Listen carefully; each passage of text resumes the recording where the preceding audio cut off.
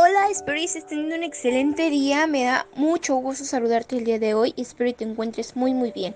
Mi nombre es Abril Areli y soy de Poza Rica, Veracruz. Soy parte del equipo de empoderamiento. El día de hoy te vengo a dar el devocional de Primera de Crónicas 9 y 10. Seguimos con las genealogías. Antes que nada vamos a iniciar con una pequeña oración. Señor, en esta hora te damos gracias por este tiempo, Padre Celestial.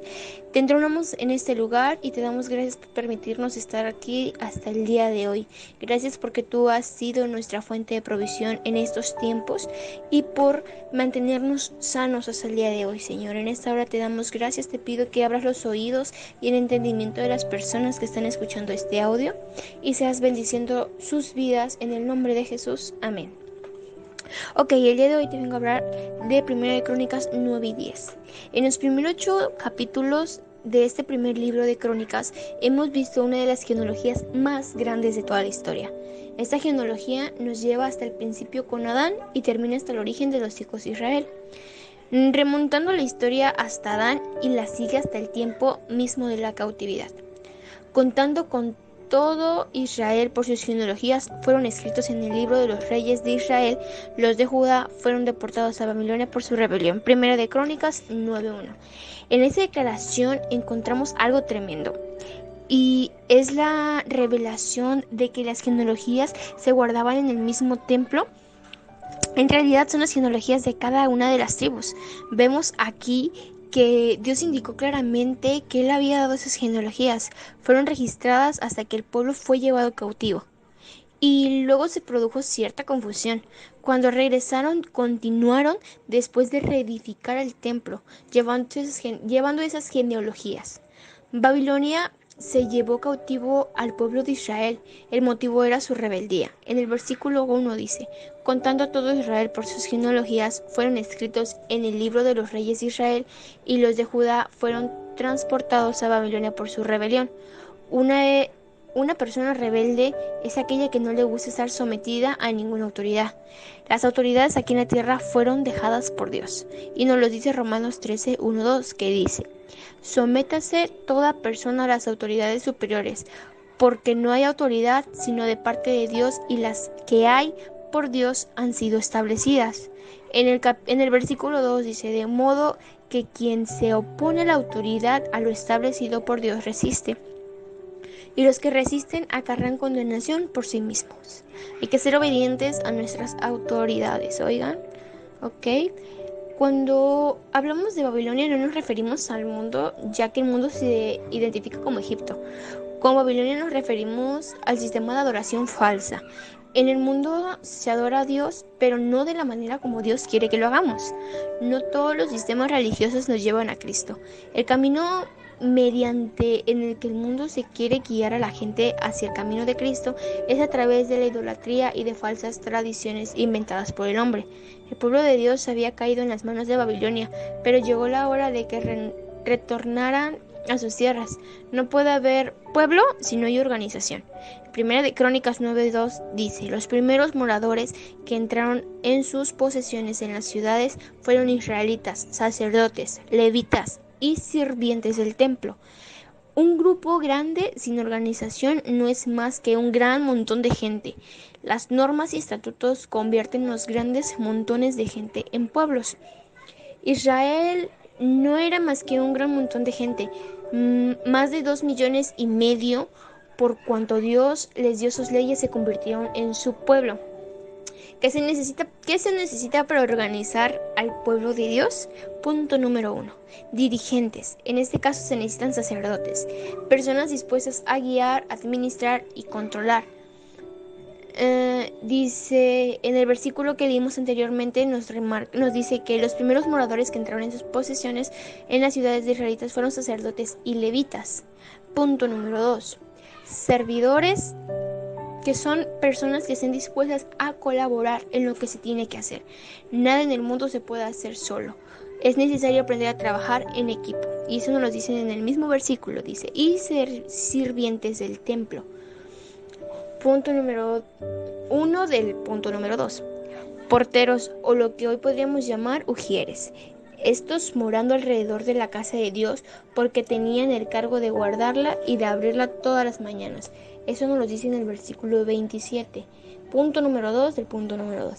Encargados del cuidado y del mantenimiento de las cosas del templo. Eso nos lo dice en el versículo 28 y 29.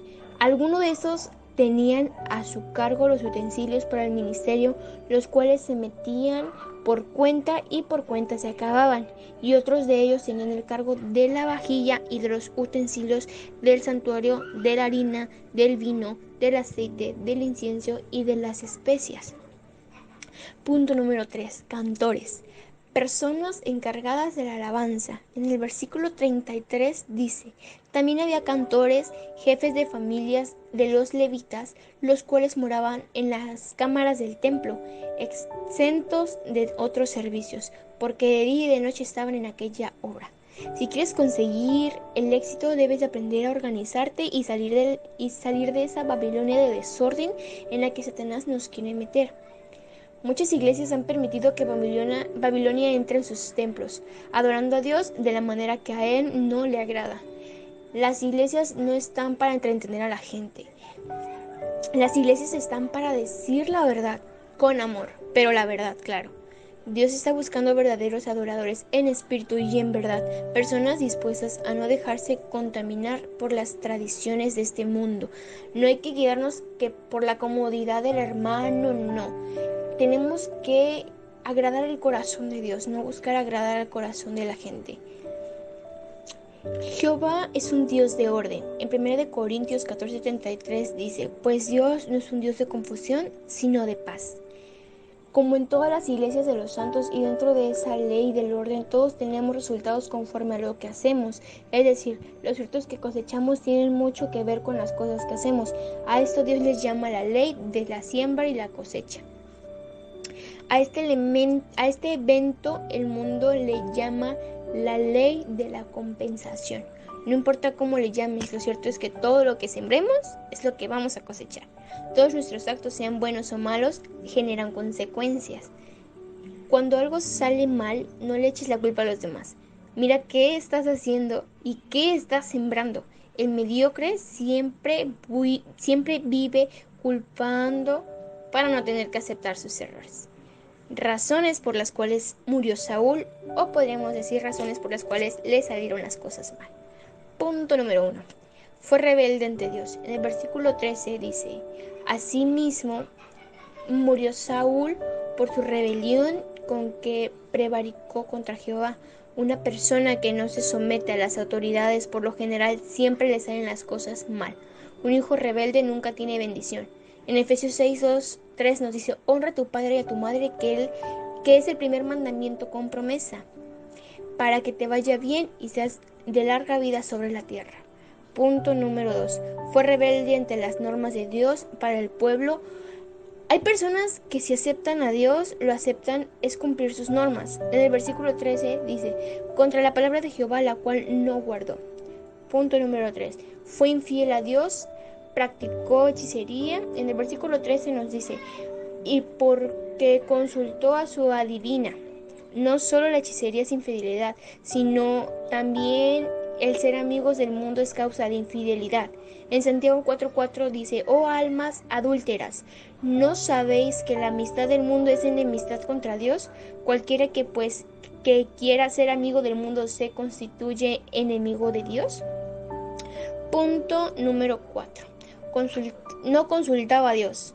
En el versículo 14 dice: y consultó Jehová, por esta causa lo mató y traspasó el reino de David, hijo de Isaí.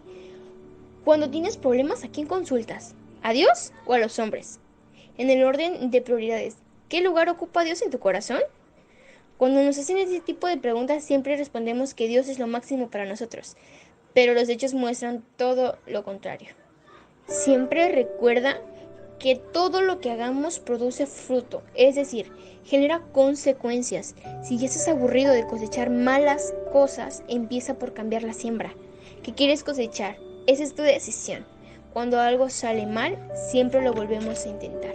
Nunca te canses, nunca te rindas y vuélvelo a intentar hasta que siembres cosas buenas, cosas que sepas que te van a edificar a largo o a corto plazo. Yo te bendigo en donde quiera que tú estés y te mando un fuerte abrazo. Dios contigo en todo momento. Gracias por tomarte ese tiempo y escuchar este devocional. Agradecemos tu atención. Ayúdanos a seguir siendo un medio de bendición para los demás. No dejes de seguir nuestras redes sociales y comparte con tus familiares y amigos. Seguramente alguien necesita una palabra de bendición este día. Gracias.